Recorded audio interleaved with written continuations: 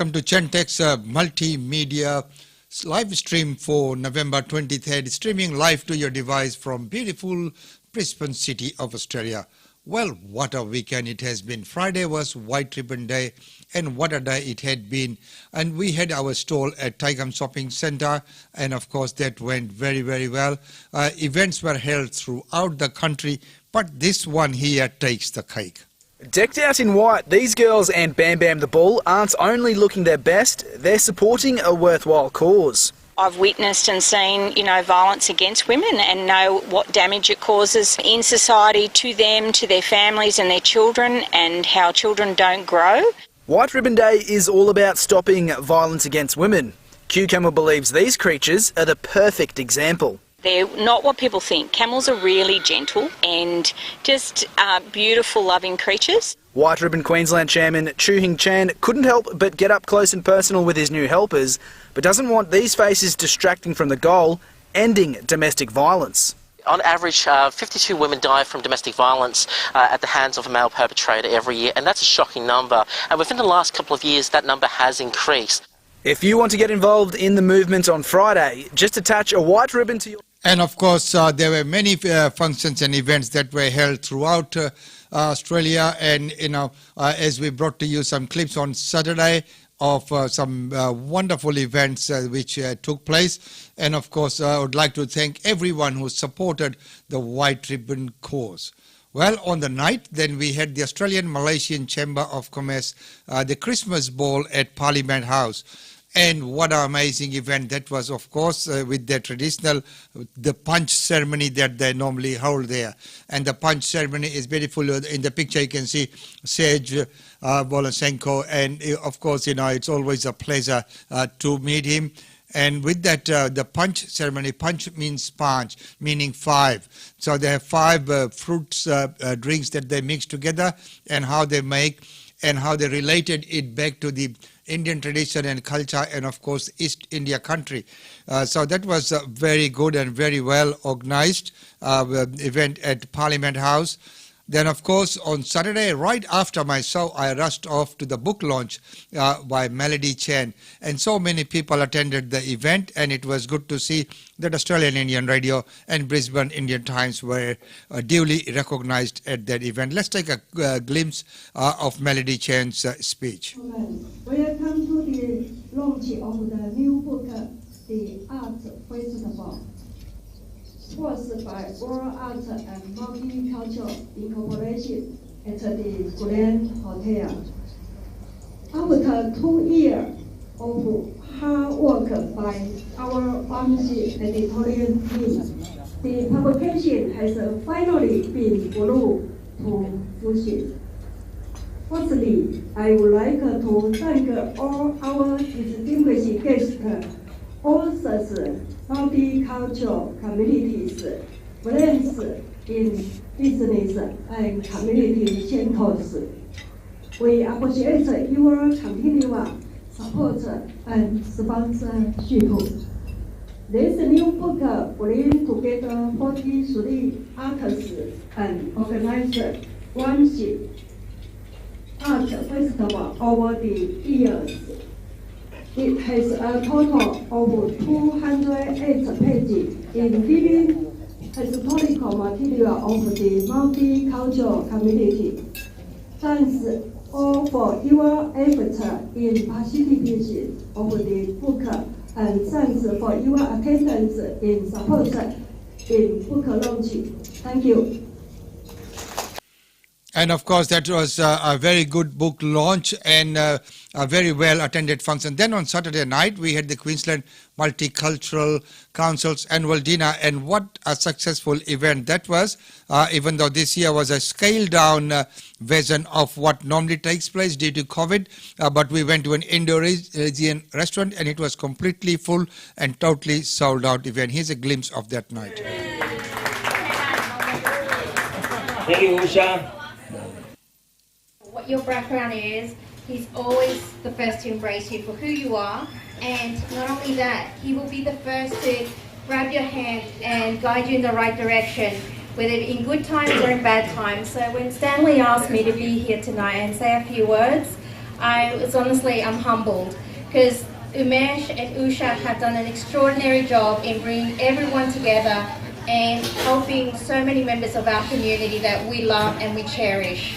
So on that note, I'll also pass over the mic to Auntie Janet, who proudly actually nominated Umesh for his OAM, and she'll tell you a little bit more about his achievements.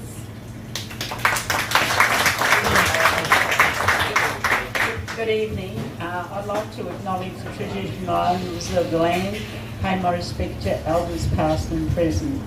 It gives me great pleasure to be able to talk about Umesh. I first met Umesh when I joined the Multicultural Council many years ago. He was a founding member with Dr. Bowie and Shanju.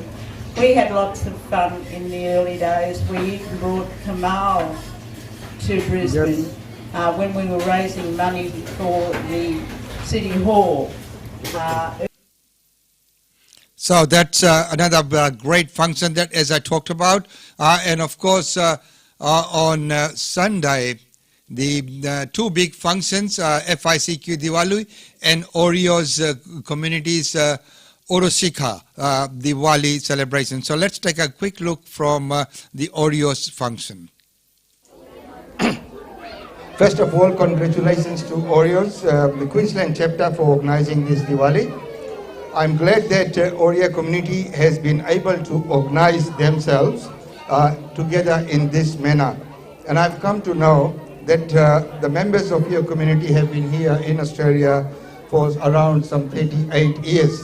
And the coming together of the community as a group took place some 8 to 10 years ago. I strongly believe that the formation of this national body was the right thing to do. The united voice is very important. The challenge is for the national body, as Sambidaji has said, to be connected with the chapters. And then the chapters need to be very well connected with its members. The common failing of many organizations is their lack of connection with their members. And then members often feel disengaged, which leads into non-participation.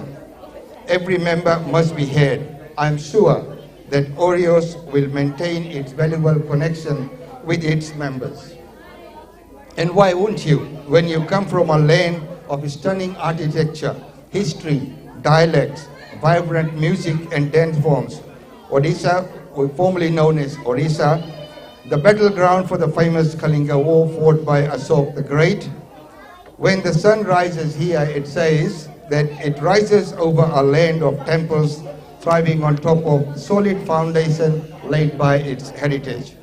Life is uncomplicated, laid back, and it doesn't take much to find the hush and quiet as opposed to the hustle and bustle of the metropolitan concrete jungles. So Odisha comes as a sigh of relief if one is seeking peace of mind. Be it the temples of the capital city, the Buddhist Santi Stupa, Dhaulagiri Hills, or the exotic beds that can be spotted at Asia's largest brackish water lagoon, Chilika Lake. Today I'm here to deliver a speech on Diwali. Diwali is one of India's biggest and main festival. The meaning of So that is a glimpse of a wonderful night, and it was good to see the Oreos community coming together. Well, here's a bit of the entertainment from the night. With that, the singer Rima.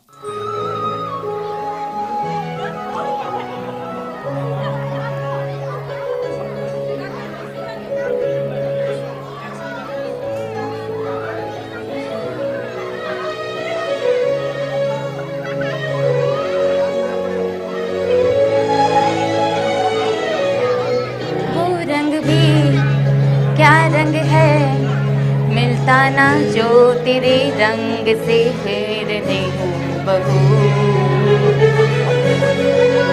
वो खुशबू क्या खुशबू ठहरे ना जो तेरी सांवरी जुल्फ के रूबरू तेरे आगे ये दुनिया है फीकी मेरे बिन तू न होगी किसी की अब ये जाहिर सरेआम है ऐलान है जब तक जहां में मेरा नाम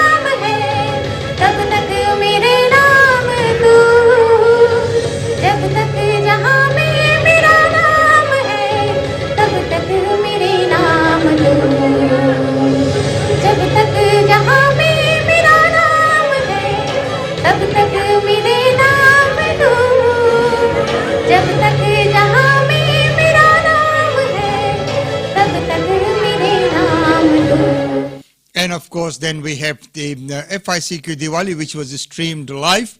And so you can see it was a full-on weekend. Well, before we get into the details of the news for this week, starting off today, let's get an update on the weather with Dilraj.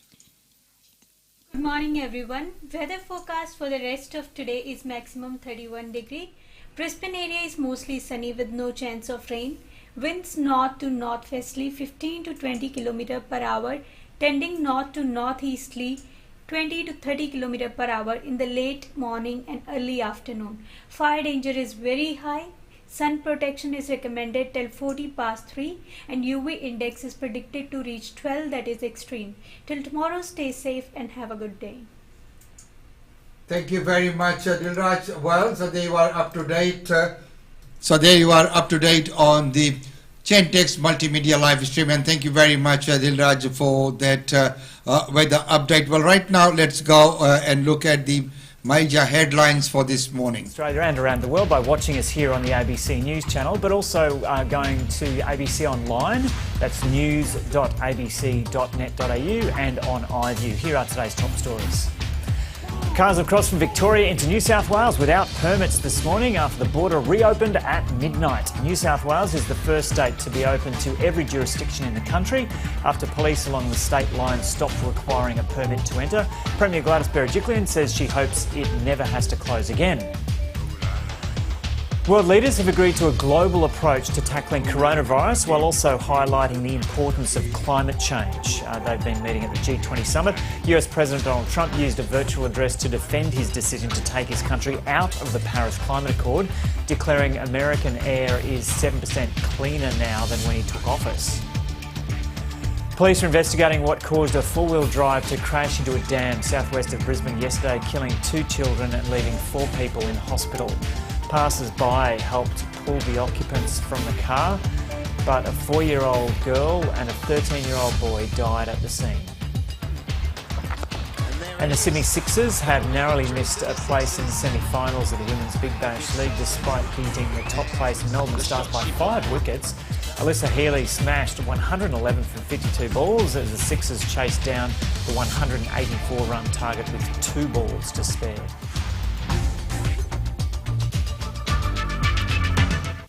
And that's the news headline for today, courtesy of ABC. Well, right now, let's go into the top news for today. Number 1, restrictions have been relaxed for Christmas. Let's see what it's going to look like. So for Victoria, there would be 13 to 30 guests per day will be allowed into homes of Victorians. Here's that report. I'm excited to go home, so I'm really looking forward to see my family. Funny checking in. Everyone was sort of a bit fumbly getting through the metal detectors and forgetting about the computer to take out the computer and take out the aerosol, and everyone's a bit rusty, I think. So anyway, we'll get there. It'll make it a lot easier, eh? Make it a lot easier. Hopefully they'll open the Queensland borders soon too. So I think it just makes it a lot easier. The video conferencing's just you can only do so much. I think it's a lot better going down, person to person and that. So.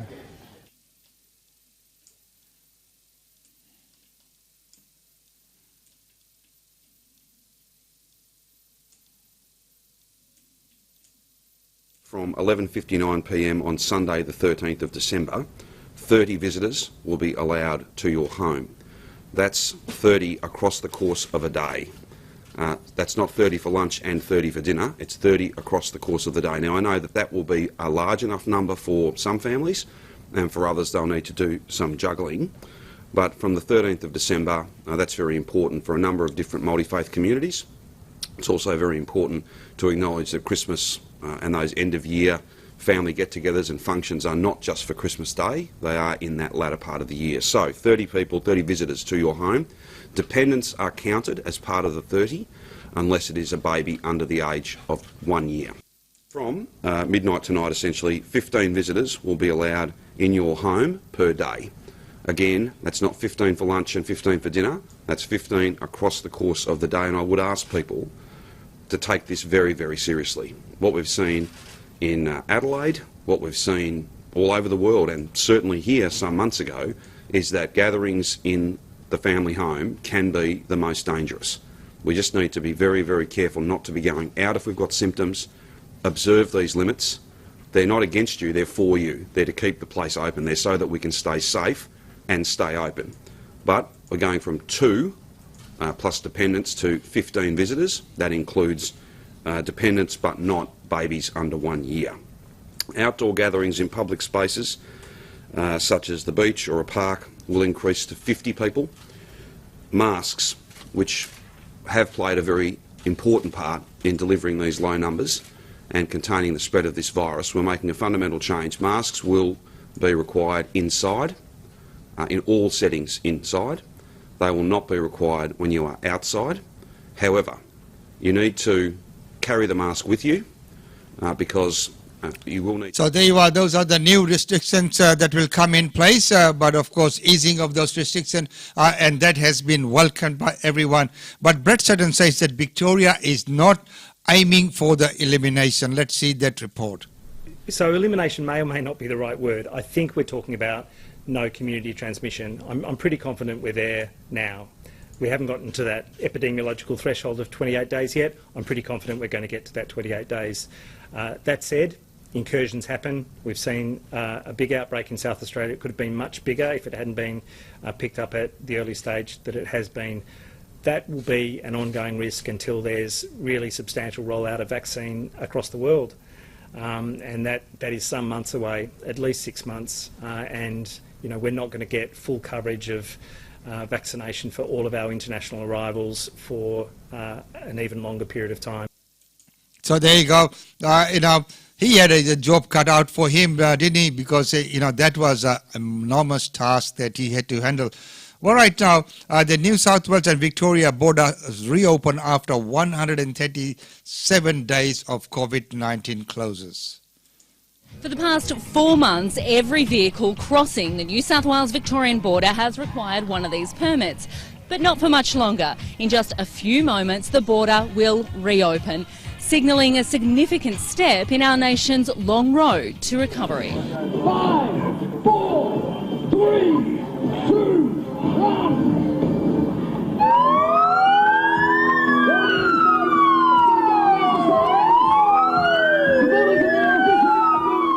Amazing. It is absolutely awesome to be free. It's been very big. 5 million vehicles have been through checkpoints, and that's where the community support's been enormous. We've had to feed, we've had to room, we've had to transport all of those police, and a lot of the community has supported us in that.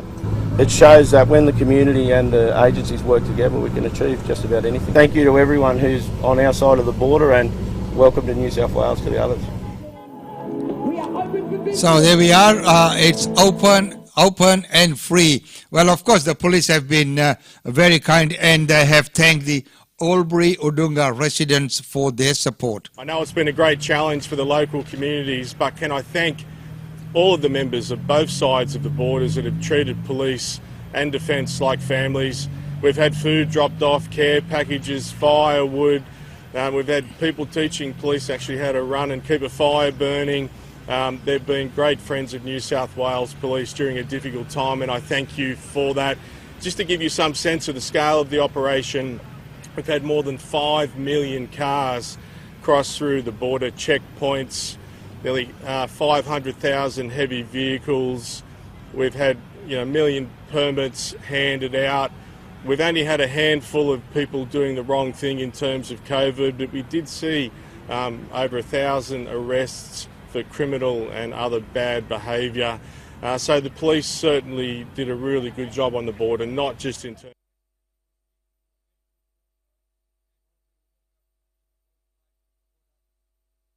Sorry, yes, the police did a wonderful job there, and residents from both sides of the border really need to be thanked as well. So the New South Wales Premier also joined in to thank them. And I want to thank the community for your patience, for your resilience, and also for being a great example to the rest of New South Wales.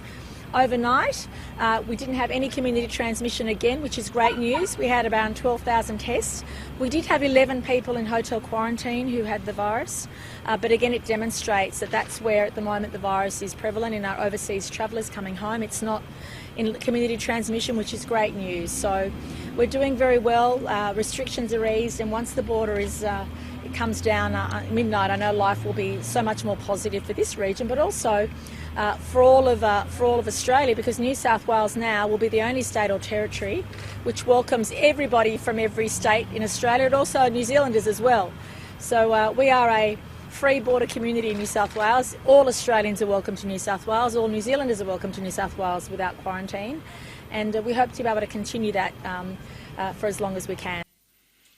I can see people, booking their flights already. Yes, New South Wales border has been opened. Well, what's happening in Western Australia? Lisa Harvey has stepped down as the leader of leader of Liberal Party in Western Australia. Let's get that report.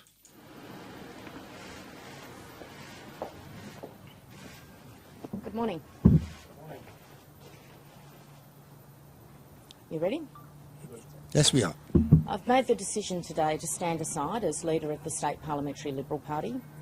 I've very much enjoyed the opportunity, and I thank all of my colleagues for the opportunity to lead this great party of ours. I'm standing aside because I think it will give our party an opportunity to reset our election strategy. It will give our candidates the best chance to campaign in their seats, to continue vigorously campaigning in their seats. I'm standing aside so that a new leadership team can take our party forward and give our candidates the very best opportunity to be re-elected or to be elected in the communities in which they are campaigning. I have a message to the voters in Western Australia. As we head towards the March 13 election, my decision to stand aside is to give you and the Liberal Party a real choice. Now, during COVID-19, it's been extremely difficult for us to get our message out and for people to understand what it is we offer to the community of Western Australia. I believe a new leadership team will provide that opportunity. As we head towards the March 13 election, every Western Australian voter needs to be clear. You will be electing a government to take control for the next 4 years. Prior to COVID-19, this Labor government was a do-nothing government. They had no achievements. While they've done a good job in closing the borders, the difficult job was always going to be coming out of lockdown. It's very clear the Labor government have no plan for this. So as we head to the election, please consider your vote carefully and make sure you understand that you'll be electing a government for the next 4 years, and if it's this current Labor government, they do not have a plan other than closing the borders. Now, I will spend the next few months campaigning vigorously for re-election in my seat of Scarborough, and I hope to be a senior member in a future Liberal government. Administratively, what will happen from here is there will be a party room convened at the earliest opportunity. I am leader until that party room occurs. At that party room meeting, a decision will be made as to who the new team will be to lead the Liberals to the next election. Was it a tough decision? I have no intention on taking any more comments. My statement is clear. I've issued my statement. I've spoken to the community. I've very much enjoyed being leader of the Liberal Party. It was a great opportunity. But the time is right for me to stand aside in the interests of the party, in the interests of our candidates, and in the interests of making sure there is a real contest for the March 13 election next year. Was it tough to lose the support of your colleagues? I'm not taking any more comments. And so we'll leave that conference there, and she has made that announcement and she is moving on. So Lisa Harvey has stepped down as the leader of the Western Australia Liberal Party. Well, the news will continue right after this commercial break. GlobeNet Realty. GlobeNet Realty has been the longest established, trusted and respected agency in its trade area. Washa Chandra, Director of GlobeNet Realty, provides honest and ethical service to her customers. If you are thinking of investing in Brisbane real estate market, or if you are seeking professional property management, then you should contact Usha Chandra today on landline 3865 4466 or mobile 0419 775 416. And for further updates, log on to our website www.globenetrealty.com.au. GlobeNet Realty, is your own local real estate agency. Situated at Shop 52281 Sandgate Road, Boondall. GlobeNet Realty. Real estate is our world.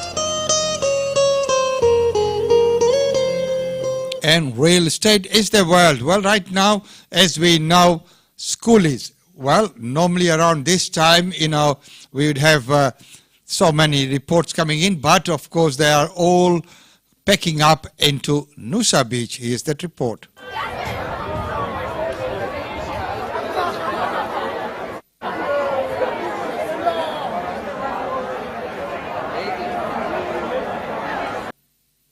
So there would be many hotels in Gold Coast which have missed out on the bookings this year, but as we know, normally all the places would be really booked out. Well, right now, Cable Beach has been closed following the fatal attack. Police say a man was attacked mid-morning while swimming and suffered fatal injuries. Here's that report.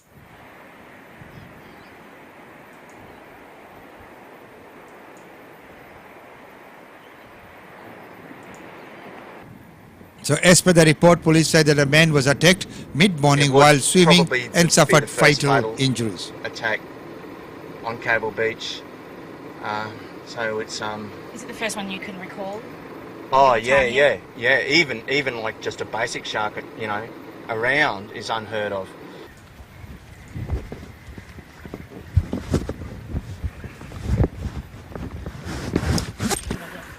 While we're on the police news, a police car has flipped while chasing and rushing to the scene. So as the call of duty calls, there's all this danger that they have to face.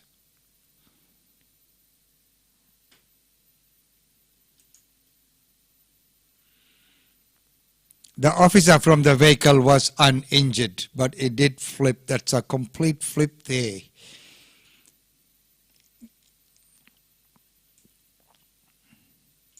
Well, moving on, we have this other news where the car has crashed into the water and flipped upside down at the Warralong Dam in southeast Queensland. And of course, investigations are underway into that incident.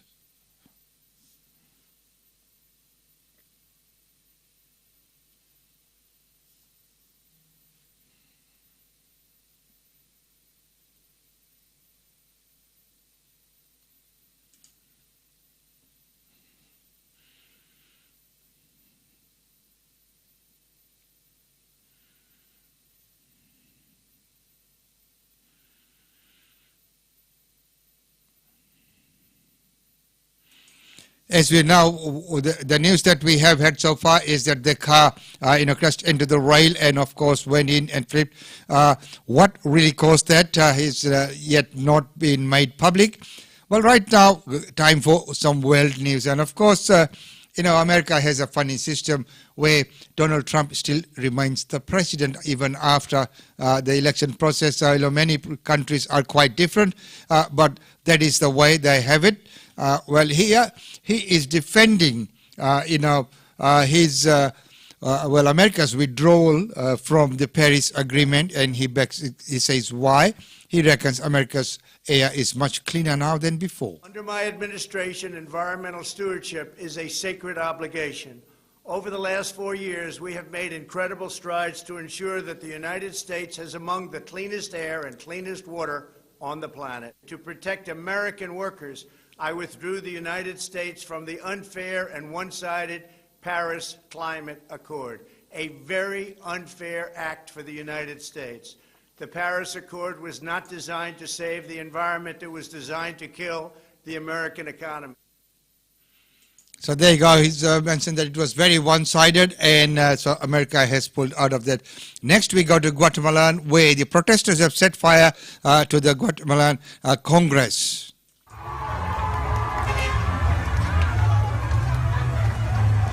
Protesters in Guatemala reached a violent new stage on Saturday when demonstrators threw flaming objects through a window of the Congress building.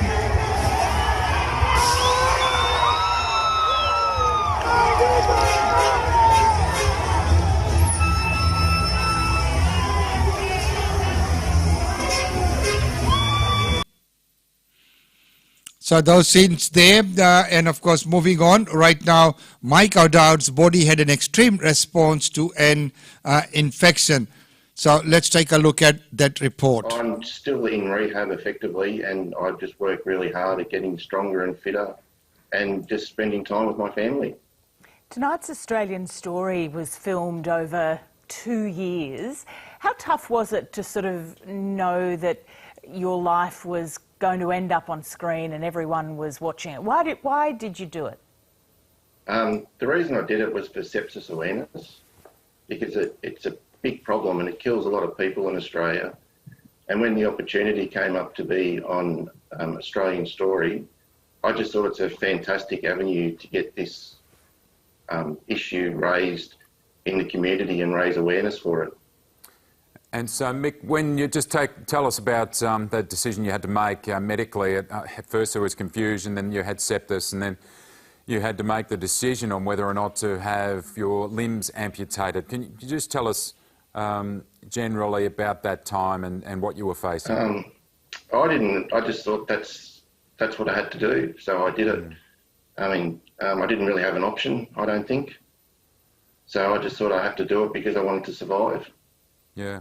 I think what would shock people so much is just how quickly this all happened, from, you know, being at home and feeling like you had muscle pain and getting the painkillers, and 24 hours later just, you know, wondering what future there was. I mean, that's a real lesson for everyone, isn't it? It must have shocked you.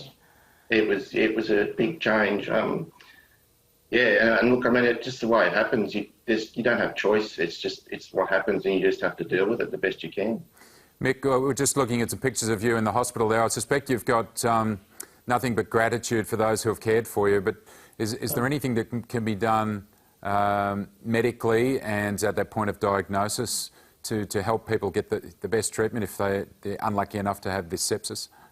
I think it's just awareness, and it's more about, it's not diagnosing you with it, it's actually trying to discount it, because when you present at the emergency departments, it can be different for every person.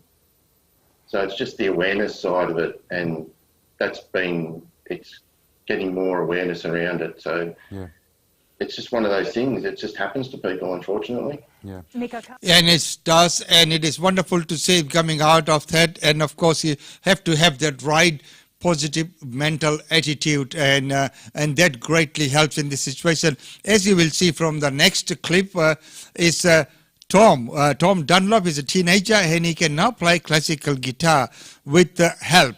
And he's been able to manage his ADHD and autism, and so let not that be any barrier. If you put your mind to something, you can work around all the obstacles and get to that point.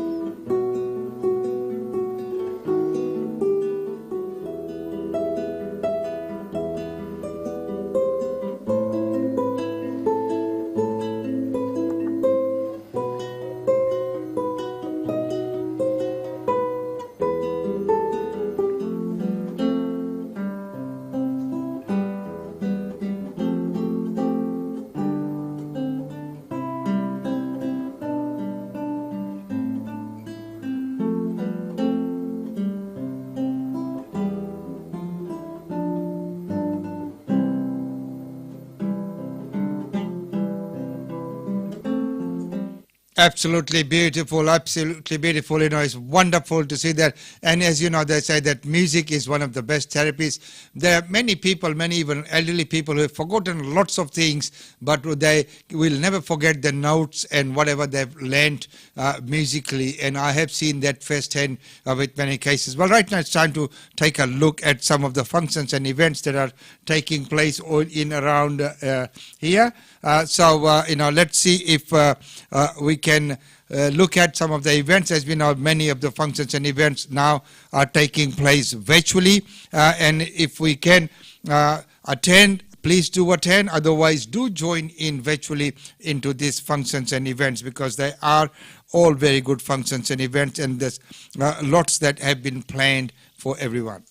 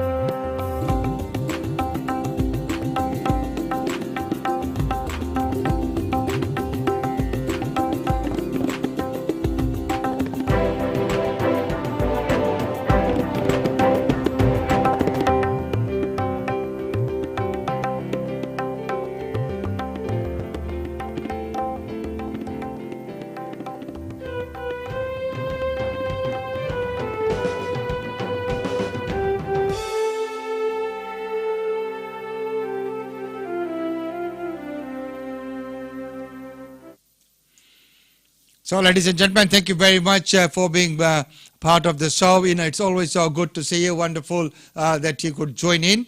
And of course, it has been a very, very big weekend. We'll have all the reports in the upcoming issue of Brisbane Indian Times. And don't forget that the upcoming issue is the Christmas issue. And, bookings are open at this point in time, so don't miss out. As we know, our last issue, Diwali issue, was quite big and a bumper issue. And so will be the case of our next issue, the Christmas issue, the publication coming out of Brisbane Indian Times. As we know, borders are being opened, restrictions are being eased, businesses will be getting back on the floor. So make sure that you place yourself well within the market with that competitive advantage by placing your ads in Brisbane Indian Times. You can contact Charita for all your bookings and placements of your ads. Well, until tomorrow, it's goodbye from me. Make sure you enjoy the rest of the day, but most importantly, please do remain safe. Until tomorrow, it's goodbye from me.